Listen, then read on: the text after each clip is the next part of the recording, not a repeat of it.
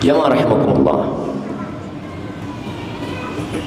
orang tua sibuk menyelamatkan anaknya dari kelaparan, dari kebodohan.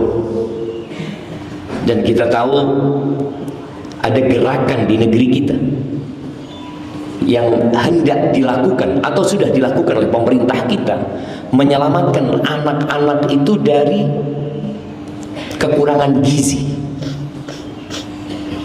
dari kekurangan, apa istilahnya kekurangan gizi itu? Stunting. Yang mungkin presiden terpilih ke depan ini akan punya program kasih makan siang gratis.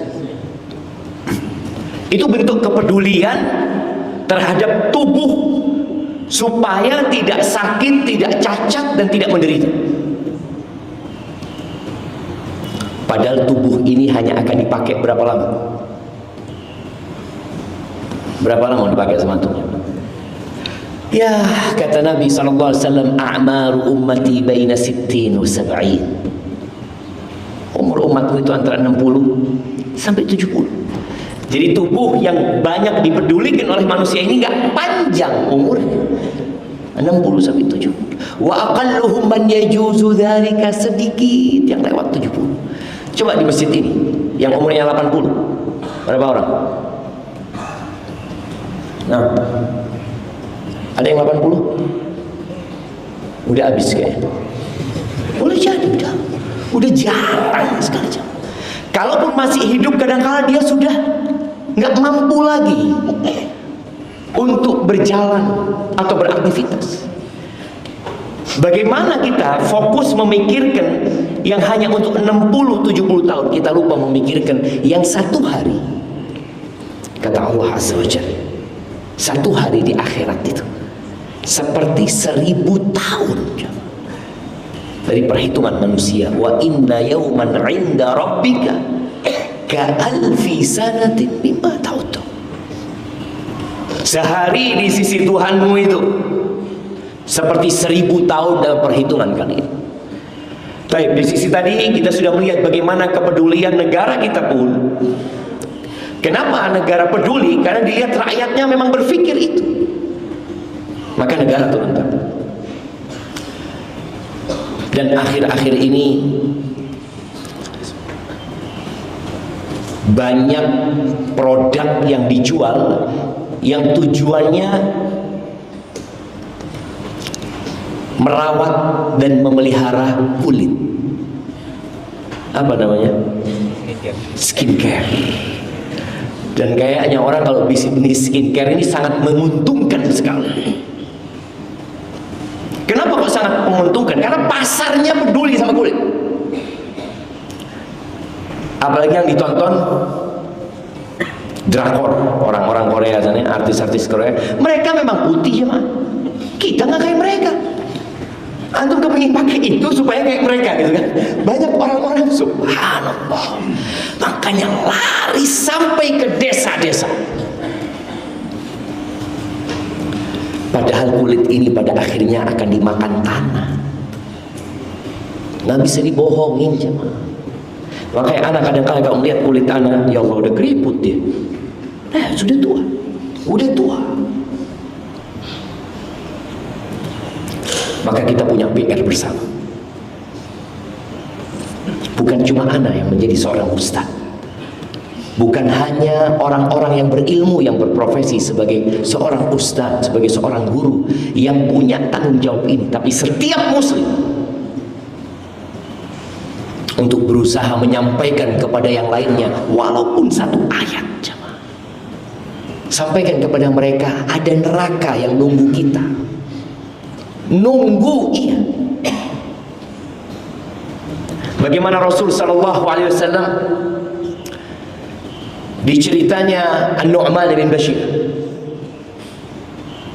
Rasul SAW naik mimbar, kemudian beliau mengatakan kepada para sahabatnya, anzartukumun nar, anzartukumun nar, anzartukumun nar. Kata Nu'man bin Bashir, kalau orang di pasar itu akan dengar suara Nabi SAW. Beliau mengatakan, aku peringatkan kepada kalian ada neraka. Ada neraka, hati-hati sama neraka. Ketika terjadi gempa, pemerintah sudah memiliki perangkat berupa sirene untuk memperingatkan umat manusia akan adanya potensi tsunami. Biasanya di daerah-daerah pantai mereka akan melakukan itu. Sampai dipersiapkan oleh pemerintah perangkat itu. Demi apa? Demi menyelamatkan. Tapi Nabi kita Muhammad alaihi salatu wassalam bukan hanya memikirkan 70 tahun hidup di muka bumi. Beliau memikirkan keabadian yang akan dilewati manusia, baik mulai dari kuburnya sampai nanti dibangkitkan pada hari kiamat dan dipersilahkan untuk masuk surga atau masuk neraka. Nabi memperingatkan para sahabatnya, hati-hati sama neraka. Seorang alim ulama ya, Abul Jauza, beliau mengatakan, "Law wulitu min amrin nasi syai'an." Kalau aku jadi pemerintah, aku jadi bagian dari pemerintah, punya kendali atau punya tanggung jawab, aku punya kewenangan terhadap urusan orang ini ya. Orang yang punya kewenangan itu biasanya ya dari kecil ada yang namanya RT, RW, terus lurah, mungkin camat, lalu bupati sampai ke atas. Apalah urusannya orang atau jabatan orang beda-beda.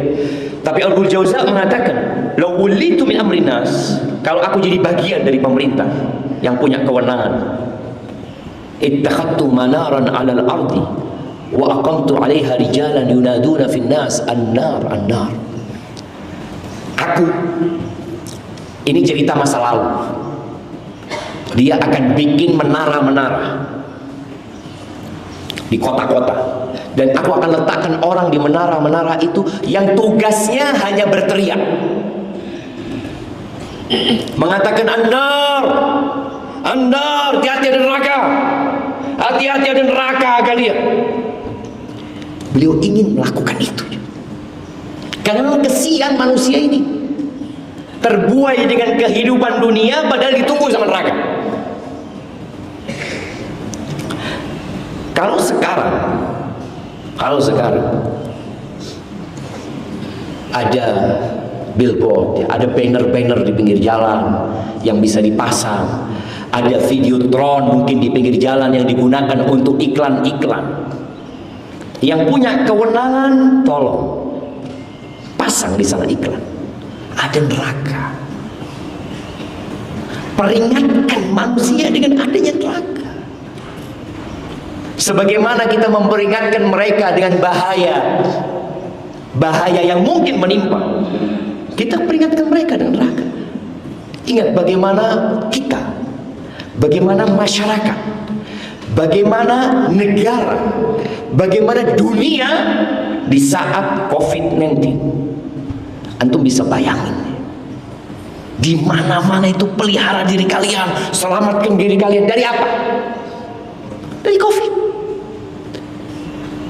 Ketika badai COVID datang lagi, COVID Delta yang varian Delta waktu itu banyak yang mati. Oh, semakin ketakutan manusia. Mereka takut dengan mati, mereka tidak takut dengan neraka. Padahal mati, engkau sehat pun mati. Engkau mau sehat, tidak ada virus yang namanya COVID, mati tetap engkau. Tapi kenapa engkau begitu takut dengan COVID, dengan kematian? Padahal semua orang ditimpa kematian. Antum lihat bagaimana mobil dengan tingkatan keamanan tertinggi, dia mahal sekali. Kenapa? Karena kalau naik mobil ini aman. Aman dari apa? Dari mati? Ya enggak. Engkau mau di mobil, engkau mau di rumah, di atas kasur. Presiden pun mati, raja pun mati. Maka nggak ada yang bisa menyelamatkan dari kematian. Rasulullah SAW tidak menyuruh kita menyelamatkan diri dari kematian, tapi memerintahkan kepada kita untuk mengingat kematian, karena dia pintu menuju kehidupan keabadian. Ingat kalian bakal mati, dan di sanalah ada yang namanya kehidupan yang hakiki, imma surga imma neraka. Jamaah rahimakumullah, Allah Azza wa Jalla di surat At-Tahrim di ayat 6 yang menjadi tema kajian kita. Maka harapan anak, paling enggak satu ayat ini antum bawa pulang. Kalau antum punya grup, sampaikan ke grup. Antum punya kerabat, sampaikan ke kerabat. Antum punya akun di Facebook, antum angkat ayat ini. Oh, saya kan bukan ustaz. Rasulullah SAW mengatakan kepada para sahabatnya, balighu anni walau ayat. Sampaikan dari aku walaupun satu ayat. Jangan nunggu jadi ustaz tentu. Yang punya perusahaan, sampaikan ayat ini. Yang punya toko, dia punya toko, anak buahnya 2, sampaikan. Pagi ini sampaikan sini. Buka Al-Quran. Aduh, nggak pegang Al-Quran. Sekarang nih handphone, antum bawa kemana-mana. Kalau sampai handphone antum nggak ada aplikasi Al-Quran dengan terjemahannya, masalah tuh. Dan cek anak buahnya semua, ada nggak aplikasi Al-Quran dengan terjemahan? Oh, belum download. Nggak peduli. Makanya tadi kita itu dibikin peduli dengan dunia. Iklan-iklan yang ada di pinggir jalan, adakah yang mengingatkan kita kepada api neraka? Urusan dunia. Mengingatkan kita untuk beli. Sekarang itu di banyak aplikasi ada notifikasi. Notifikasi itu bisa di on off kan. Yang paling sering antum dengar notifikasi apa? Hah? Shopee. Gimana bunyinya? Oh, HP-nya istri. Masya Allah. Iya. Kita suka banget dengan notifikasi itu, jemaah. Kenapa? Karena menyenangkan. Bagaimana sekarang notifikasi itu diganti? Sampaikan, hati-hati. Kau bakal mati, kau masuk neraka atau surga, kau nggak tahu. Dan kita sebenarnya tadi setiap sholat kita diingatkan. Allahumma inni a'udzubika min adzabil qabri wa min adzabi jahannam wa min fitnatil mahya wal mamat wa min syarri fitnatil masih dajjal. Dan kembali kepada ayat ke-6 dari surat At-Tahrim. Allah Jalla Jalaluhu mengatakan, ya ayyuhalladzina amanu, wahai orang-orang yang beriman. Jadi kalau kita lihat panggilan Allah di dalam Al-Quran, itu ada panggilan yang khusus buat Nabi. Kalau antum baca surat At-Tahrim ini, insya Allah kalau anda nggak salah ada 6 panggilan. Panggilan pertama itu buat Nabi. Ya ayyuhan Nabi, Nabi yang dipanggil. Kemudian panggilan yang kedua yang kita baca, ya ayyuhalladzina aman. Kemudian setelah ayat ini di ayat 7 ada panggilan buat orang-orang kafir, ya ayyuhalladzina kafaru, wahai orang-orang kafir. Allah panggil juga mereka. Jadi ada panggilan buat Nabi, panggilan buat orang-orang beriman, ada panggilan untuk orang-orang beriman, orang-orang kafir, dan ada panggilan untuk umat manusia. Di ayat-ayat lainnya Allah panggil biasanya ya ayyuhan nas, wahai umat manusia. Ini Allah panggil orang yang udah beriman. Kita tahu kalau bicara iman, ada berapa rukun iman? Ada 6. Antu'mina billah wa malaikatihi wa kutubihi wa rusulihi wal yaumil akhir wa tu'mina bil qadari khairihi wa syarrihi. Para orang tua sering-sering tanya anaknya rukun iman. Sempat diadakan spesial eksperimen di sebuah SMA.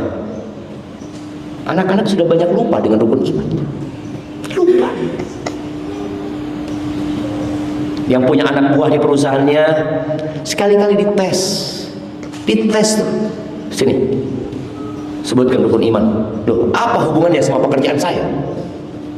Apa hubungannya rukun iman dengan pekerjaan saya?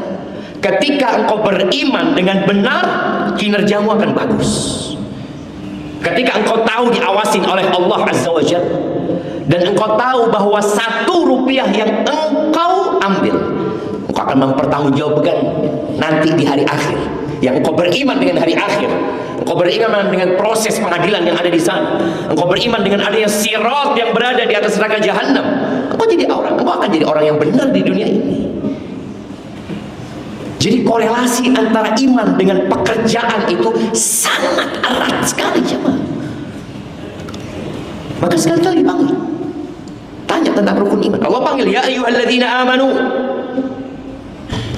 wahai orang-orang yang beriman. Ini panggilan nomor 88 di dalam Al-Quran. Panggilan untuk orang-orang beriman. Apa kata Allah? Qu anfusakum wa ahlikum nar. Peliharalah. Qu itu dari wiqayah, bisa bermakna selamatkan. Bikin benteng antara dirimu dengan api neraka. Dan bukan hanya diri, keluargamu. Kenapa kok bicara neraka? Allah Azza wa Jalla di ayat lain mengatakan, wa in minkum illa wariduha. Tidak ada satupun dari kalian melainkan akan memasukinya. Para nabi pun nggak akan masuk surga sampai melewati jalur neraka. Karena letak surga itu setelah neraka. Kita tahu ada orang-orang yang masuk surga tanpa hisab, tanpa azab, betul, tapi tetap lewat neraka. Itu sudah keputusan Allah Azza wa Jalla. Wa in minkum illa wariduha kana ala rabbika hatman maqdiya. Itu sudah keputusan Tuhanmu yang ditetapkan. Maka kelak di hari kiamat, ketika didatangkan neraka jahanam, Allah mengatakan waji'a yauma idzin bi jahannam. Pada hari itu didatangkan neraka jahanam. Ketika orang sedang di padang mahsyar, tahu-tahu neraka jahanam didatangkan. Yauma idzi yatadzakkarul insan. Pada hari itu semua manusia jadi ingat. Wa anna lahu dzikr. Ternyata benar neraka itu. Keyakinan dia sampai kepada penglihatan. Kita tahu ya, keyakinan manusia itu bertingkat-tingkat. Ada yang namanya ilmu yakin, ada yang namanya ainul yakin, ada yang namanya haqqul yakin. Ilmu yakin itu keyakinan yang berlandaskan ilmu. Kita yakin dengan adanya neraka, iya. Emangnya engkau pernah lihat? Enggak, belum. Yakin. Karena yang ngasih tahu anak orang terpercaya. Nah, yang informasinya valid, bisa dibuktikan. Nanti ketika melihat neraka jadi ainul yakin, melihat ain, benar. Wa anna lahu dzikr. Tapi apa gunanya ingat pada saat itu? Dan nanti akan hakul yakin ketika mereka melewati neraka, apalagi yang masuk ke neraka. Nauzubillah min dzalik. Benar ada yang neraka itu. Dan doa para nabi ketika hendak melewati sirat, melihat umatnya, jemaah.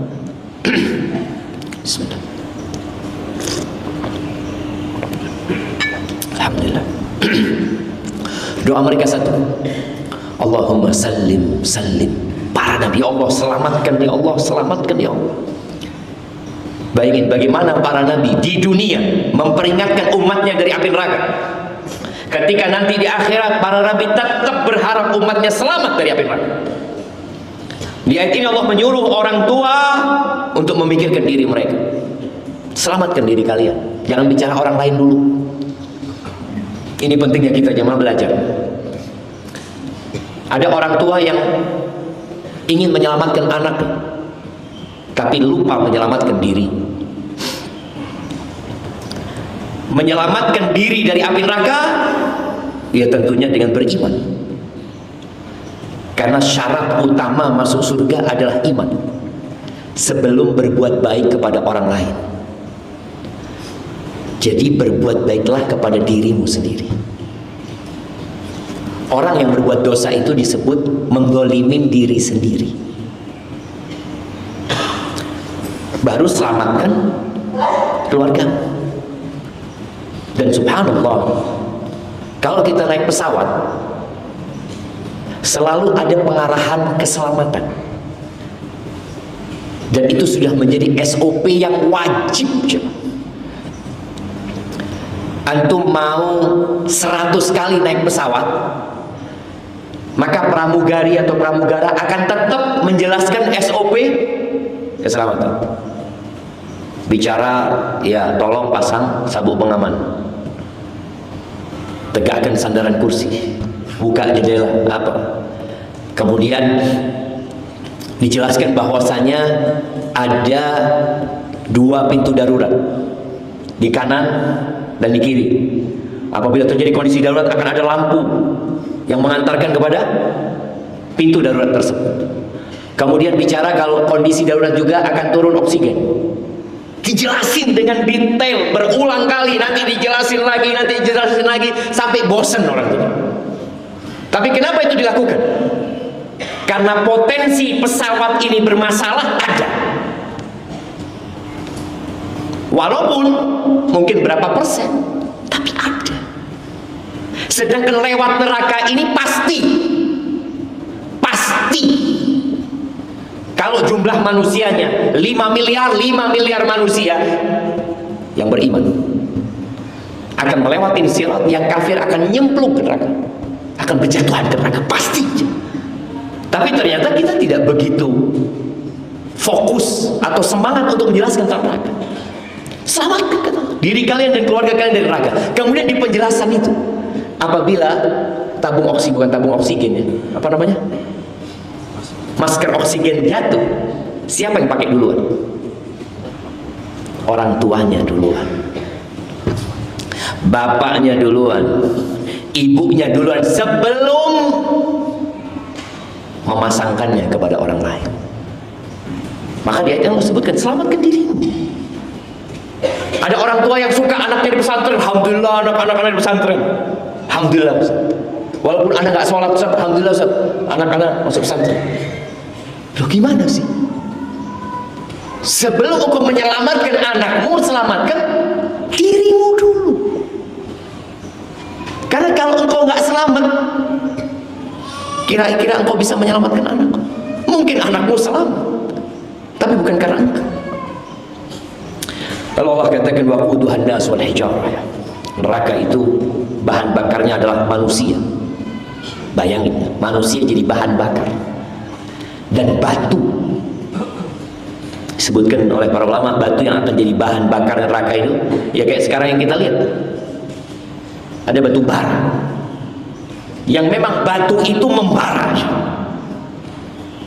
Alaiha malaikatun ghiladun syidad. Yang menjaga neraka itu adalah malaikat-malaikat yang kasar dan keras. La ya'zuna Allah ma amarahum wa yaf'aluna ma yu'marun. Mereka tidak pernah durhaka dengan apa yang diperintahkan oleh Allah kepada mereka, dan mereka senantiasa melaksanakan tugas yang diperintahkan. Berbeda dengan penjara-penjara di dunia. Kalau di dunia orang tua anaknya masuk tahanan, masuk penjara, mungkin bisa mengeluarkan anaknya? Bisa nggak? Bisa, Ustaz. Yang penting ada fulus, Ustaz. Nah betul.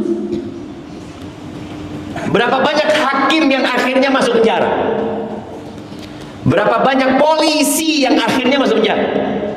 Berapa banyak sipir yang jaga penjara kemudian di penjara? Karena memang di dunia kita masih bisa sogok sana, sogok sini. Bahkan sampai hari ini masih ada orang-orang yang seharusnya di penjara, tapi tidak di penjara di negeri kita. Hilang, tidak tahu kemana. Negara kita tidak menemukan orang itu. Mungkin itu di dunia, mungkin. Kita ingat beberapa tahun yang lalu kasus Gayus Tambunan. yang sempat membuat heboh. Dia di penjara tapi bisa jalan-jalan kemana-mana aja. Kenapa? Fulus, punya fulus. Tapi kelak di neraka nggak ada gunanya fulus. Makanya penghuni neraka teriak-teriak meminta tolong kepada malaikat, ya Malik, wanadau ya Malik, wahai Malik, wahai penjaga neraka, liyaqdi alaina rabbuk, mintakan kepada Tuhanmu agar kami dimatikan. Kita tahu manusia ketika berada di puncak rasa sakit, jemaah, dia berharap mati. Udah, dia nggak ada harapan hidup. Hidup terus tersiksa. Maka mereka meminta kepada malaikat Malik agar memohon kepada Allah mereka dimatikan. Itu malaikat Malik diam, jemaah. Terus teriak-teriak, ya Malik, ya Malik, liyaqdi alaina rabbuk. Disebutkan di beberapa tafsir bahwasanya Malik ini diam selama 1000 tahun. Gak digubris orang-orang itu teriak.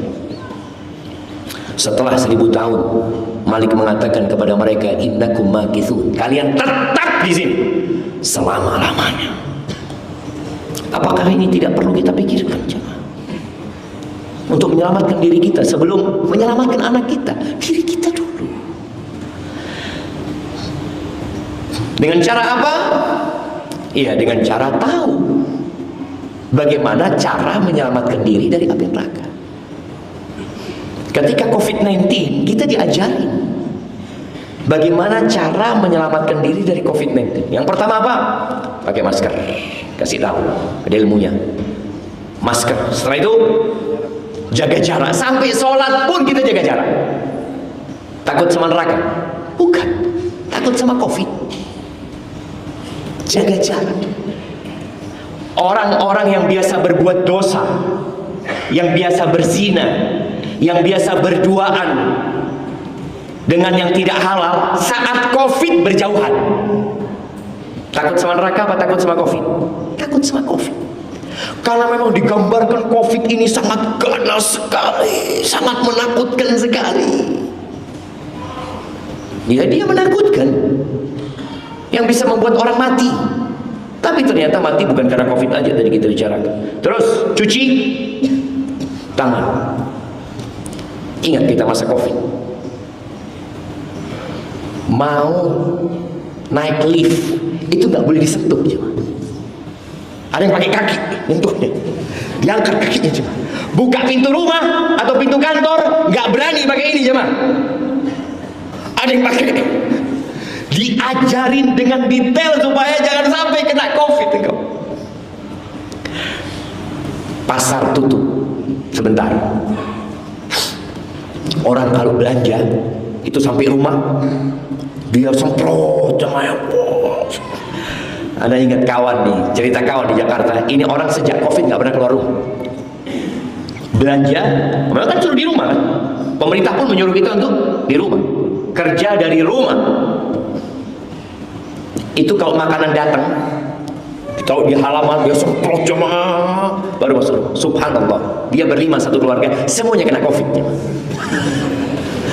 Padahal sudah hati-hati dia jemaah. Kekhawatiran itu sudah Allah takdirkan. Maka orang tua perlu belajar. Belajar apa? Belajar agama. Yang akan ditanyakan di kuburan itu 3. Udah siap?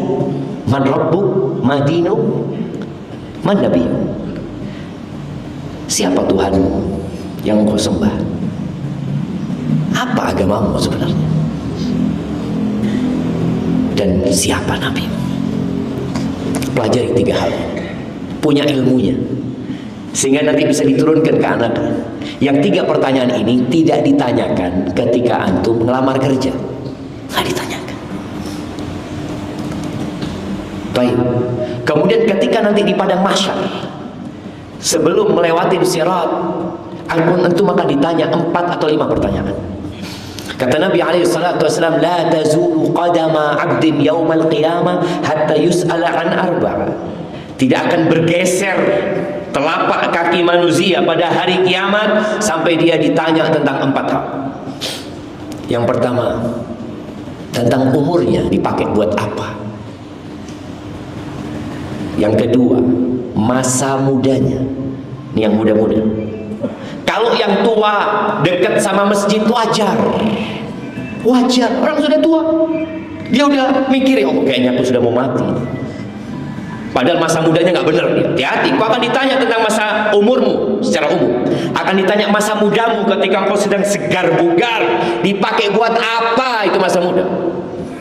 Yang ketiga, an ilmihi madza amila bihi, tentang ilmunya. Dipakai buat apa? Jadi ilmu ini bukan buat gaya-gayaan, tapi buat diamalin. Maka tadi yang bicara orang tua, tolong belajar ilmu lalu amalkan. Ada orang tua yang dia tahu dengan bahayanya rokok. Dia pegang rokok, lalu dia ngomong sama anaknya, "Nah, jangan ngerokok, nah. Bahaya rokoknya." Anak-anaknya dengar apa? Kira-kira anaknya dengar apa ketika ngelihat bapaknya pegang rokok lalu mengatakan itu? Anak itu mungkin salah dengar, tapi nggak salah ngelihat. Dia ngelihat enak, kayaknya rokok ini. Buktinya bapak ngerokok itu. Ketika bapak mengatakan jangan merokok, kemudian bapaknya merokok, anak ini dengarnya, nah rokok enak, nah. Oh iya, makanya bapaknya tidur, dia cari rokoknya bapaknya. Kata bapak enak tadi. Itu yang terjadi. Ilmu itu bukan untuk menambah wawasan, tapi ilmu itu untuk diamalkan dalam kehidupan ini. Apa gunanya ilmu ketika tidak diamalkan? Kemudian yang keempat yang akan ditanyakan adalah an-mali, hartanya. Siapkan pertanyaan jawaban ini. Dari mana engkau dapat dan kemana engkau infakkan?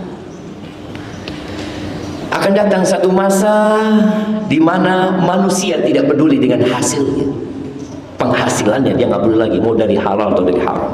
Ahibati fillah, menyelamatkan diri dan keluarga dari api neraka. Maka tadi udah disebut, dimulai dengan belajar buat para orang tua. Sebelum jadi orang tua, engkau akan menjadi seorang suami yang laki-laki, yang perempuan jadi istri. Maka tolong jangan salah pilih pasangan hidup. Rasulullah SAW ketika menyebutkan 3 harta yang paling mulia, siapa yang ingat? Apa harta yang paling mulia yang perlu kita cari dalam kehidupan ini, yang perlu kita sebarkan ke masyarakat, yang mereka sibuk dengan online-nya untuk belanja? Kasih tahu kepada istri-istri kita, engkau kalau belanja online jangan lupa ada 3 kau cari. Di situ kan ada pencarian kan? Tulis di sana. Yang pertama adalah lisanun dzakir, lisan yang pandai berzikir. Lihat, ada nggak di situ? Cari lisan yang pandai berzikir. Itu harta paling mulia yang seharusnya kita beli, kita borong, kita taruh di rumah kita. Yang kedua, wa qalbun syakir, hati yang pandai bersyukur. Wallahi jamaah, di masa sekarang ini orang semakin sulit bersyukur, kecuali yang Allah rahmati orang-orang itu. Karena dipertontonkan kepada kita kemewahan, kekayaan. Orang ini punya ini, punya ini, punya ini. Dan kita bisa nonton sekarang, kita bisa membandingkan hidup kita sama hidup orang lain. Setiap makan selalu bikin status. Emak-emak juga habis masak, kalau di meja makan, tunggu dulu, jangan makan dulu. Oh dia makan, ini dibuat buat dimakan, buat ditonton? Enggak. Dia ingin kasih tahu orang-orang. Apa gunanya? Ketika ada nasihat yang ingin disampaikan, silahkan. Tapi kalau sekedar pamer jemaah, apa gunanya? Itu yang membuat orang akhirnya sulit bersyukur.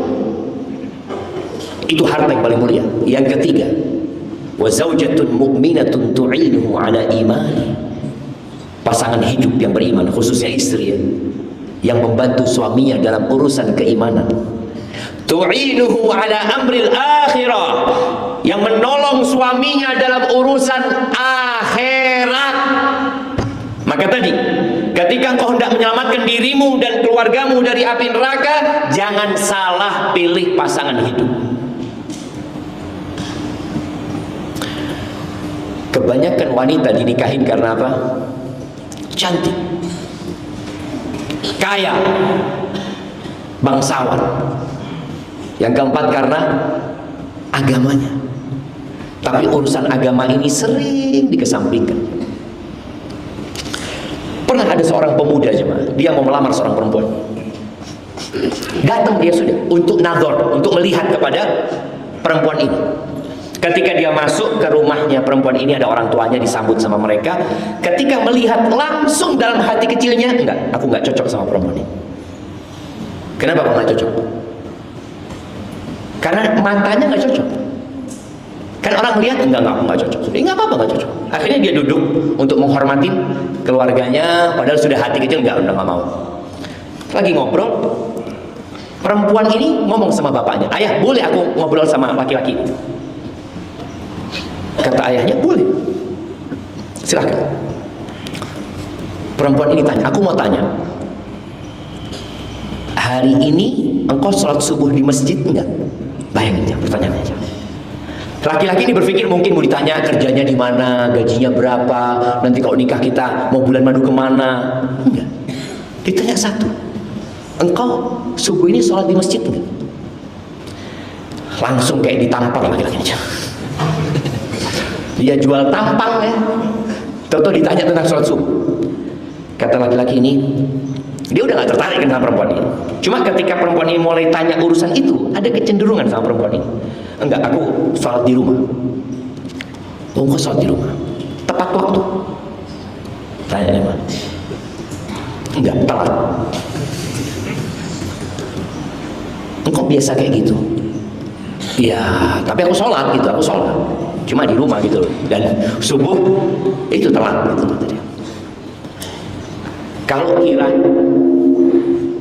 Kalau kiranya aku menerima engkau sebagai suamiku, padahal laki-laki ini sudah niat gak mau sama perempuan ini.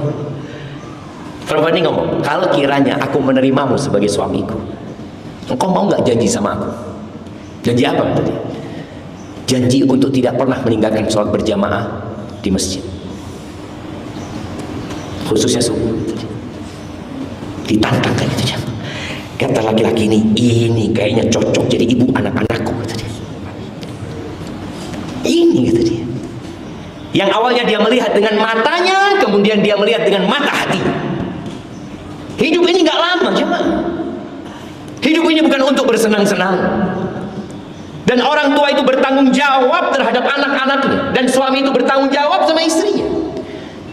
Kalau istrinya nggak benar, dia capek. Suami itu bakal capek kalau dia harus memperbaiki istrinya, sedangkan dia jarang di rumah karena dia banyak kerja di luar. Kalau istrinya belum benar, kemudian punya anak-anak, capek lagi suami ini selalu ngasih nasihat istrinya, ya anak-anak sholatnya benerin.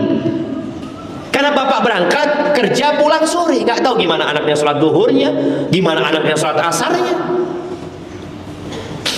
Akhirnya laki-laki ini mengatakan, iya, aku berjanji, bapakmu jadi saksi, Allah dan malaikat-malaikat yang menyaksikan juga, bahwa aku tidak akan meninggalkan sholat subuh berjamaah di masjid. Pulang, keluarganya yang datang juga nggak cocok sama perempuan ini, karena secara fisik nggak, ya banyak yang lebih cantik gitu.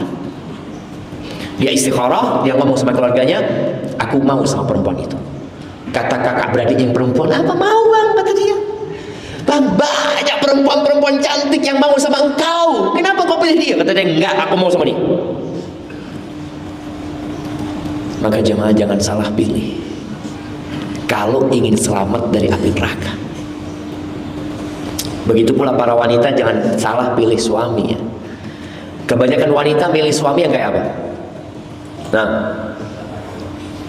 yang ganteng, kaya, bakhil. Perempuan ini sukanya sama fulus ya. Makanya walaupun laki-laki itu gak ganteng tapi fulus, diterima nggak? Terima. Tapi kalau laki-laki itu ganteng, masya Allah, bakhil, nggak ada, nggak diterima. Kemudian pilihlah wanita juga, pasangan hidup yang maharnya nggak banyak, karena termasuk tanda berkahnya wanita, kata Nabi SAW itu yusru mu'adiyah, mudah. Di sini berapa jemaah? Di sini ada yang muda loh, ada yang muda. Maka ketika antum mendapat pilihan, ini susah ya Allah, ribet, minta ini, tinggalin. Cari yang tidak ribet. Antum jangan nyalahkan mertua. Ya Allah Ustaz, mertua anak matri Ustaz. Oh, mertua antum matri. Kenapa antum mau sama anaknya? Ya itu Ustaz, cantik Ustaz. Masalahnya antum berarti. Masalahnya diri antum. Ketika antum melihat orang tua, mertua ini menuntut macam-macam dan engkau tidak mampu, tinggalkan. Cari yang lainnya. Yang orang tua siap menerima engkau apa adanya. Di Makassar berapa pasarannya? Nah, yang biasa-biasa aja. Maksudnya yang terhitung mudah itu jemaah. Karena dari satu kampung ke kampung lain beda aja. Beda. Putrinya Nabi SAW itu maharnya 400 dirham. Di masa itu murah sekali. Dan 400 dirham itu 40 dinar. 40 dinar itu berapa? 40 kali 4,25 berapa?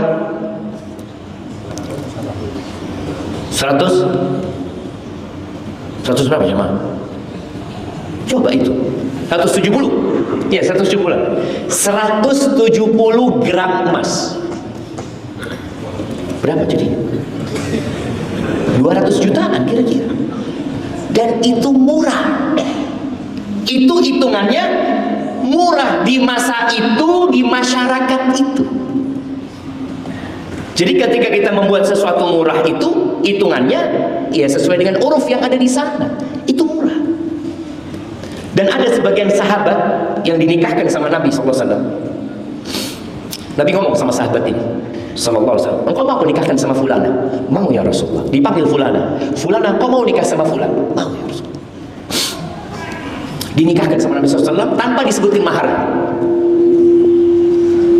Ketika laki-laki ini mau meninggal dunia, dia ngomong, aku ini dinikahkan sama Rasul SAW, sama fulana, dan fulana menerima aku tanpa ada mahar yang disebutkan. Aku persaksikan kalian bahwa tanah bagianku di Khaybar itu mahar buat dia, buat istrinya jemaah. Dijual tanah itu jemaah, dapat 100.000 dirham. Bayangin antum ya. Jadi berapa mahar di sini? Nah, yang di sini berapa? Oh iya, semuanya maksudnya. Penaik itu masuk mahar kan? Iya, berapa? Kalau S1 100. Betul. Lah Anda nggak tahu betul jemaah. Kalau SMA 50. Kalau SMA 50. Oke. Kalau dokter berapa? Nah, berapa? Apa dihitung sama orang tua? Biaya kedokteran semuanya ini, ini, biaya sejak lahir sampai. Tapi tadi jemaah, murah ini hitungannya tergantung uruf. Jadi boleh jadi yang menurut antum mahal, ternyata enggak. Menurut anak mungkin anak karena tinggal di Jawa, ketika dengar 100 mahal itu. Kita di sana, anak nikah waktu itu berapa? Ya, $500. Berapa jemaah? 7,5 juta.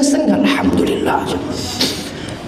Di situ kita melihat, kalau cari perempuan tolong yang biayanya nggak mahal. Tapi kemudian ketika acara pernikahan, tolong yang sesuai dengan syariat.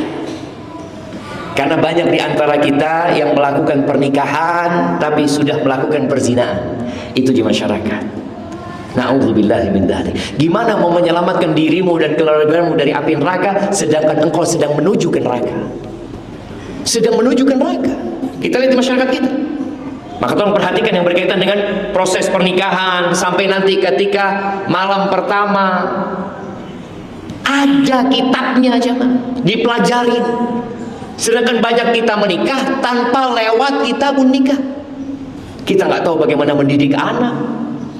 Berikan nama yang baik kepada anak kita. Sekarang orang kasih nama dengan nama-nama yang tidak jelas. Pilihkan nama yang terbaik. Kemudian di masyarakat kita, kalau bayi lahir itu diadani di kanan dan iqamahi di kiri. Masalah ini ada khilaf di antara para ulama. Walaupun jumhur ulama itu menganjurkan hal itu. Karena adanya beberapa hadis yang dianggap sahih oleh mereka bahwa Nabi SAW ketika lahir Hasan bin Ali bin Abi Thalib, beliau mengadani. Para ulama menjelaskan, Ibnu Qayyim rahimahullahu taala menjelaskan bahwasanya ini dalam rangka agar kalimat pertama yang didengar oleh anak ini di dunia adalah kalimat-kalimat yang ada pada adzan itu. Kemudian nanti ada akikah buat anak kita. Jaga anak ini sejak kecil. Jangan pernah berikan makanan yang haram kepada dia, karena daging mana saja yang tumbuh dari yang haram, neraka tempatnya. Sekarang gimana engkau mau masuk surga sedangkan engkau sedang menciptakan dirimu untuk neraka? Kemudian ya ajarkan tauhid, ajarkan sholat kepada mereka, rukun Islam, ajarkan kepada mereka. Jangan salah pilih sekolahan, jangan salah pilih pergaulan buat anak-anak kita, karena terus terang generasi sekarang ini generasi yang sangat mengkhawatirkan. Tidak ada satu masa kecuali yang sesudahnya lebih buruk daripada yang sebelumnya, sehingga orang tua harus benar-benar fokus mendidik anaknya, terus berdoa memohon kepada Allah Azza wa Jalla. Baca doa, Rabbana hablana min azwajina wa dzurriyyatina qurrata a'yun waj'alna lil muttaqina imama. Terus berdoa jemaah, tambah ibadah. Jadi sebelum antum punya anak, antum umpamanya sholatnya cuma 5 waktu. Setelah punya anak, tambah sholatnya berapa waktu? Ya tetap 5 waktu jemaah sholatnya jemaah. Cuma ditambah sholat qobliyah, sholat ba'diyah, ditambah sholat duha. Barakallahu fiik. Sebagai penutup, anak ingat cerita seorang syekh di Madinah. Dia mengatakan, anak ini kita didik dengan baik, tahu-tahu keluar rumah ketemu sama kawan-kawan buruknya, semua pendidikan rumah kita hilang. Adanya handphone sekarang, orang bisa berinteraksi dengan orang luar, dia di rumah. Bertakwalah kepada Allah, selamatkan diri kalian dan keluarga kalian dari api neraka. Itu mungkin yang dapat Anda sampaikan. Anda nggak bisa berlama-lama karena antum juga mau kerja. Anda juga akan melanjutkan aktivitas. Jazakumullahu khairan. Aqulu qawli hadza wa astaghfirullah li wa lakum wa li sa'iril mu'minin wal mu'minat fastaghfiruh innahu huwal ghafurur rahim. Wassalamualaikum warahmatullahi wabarakatuh.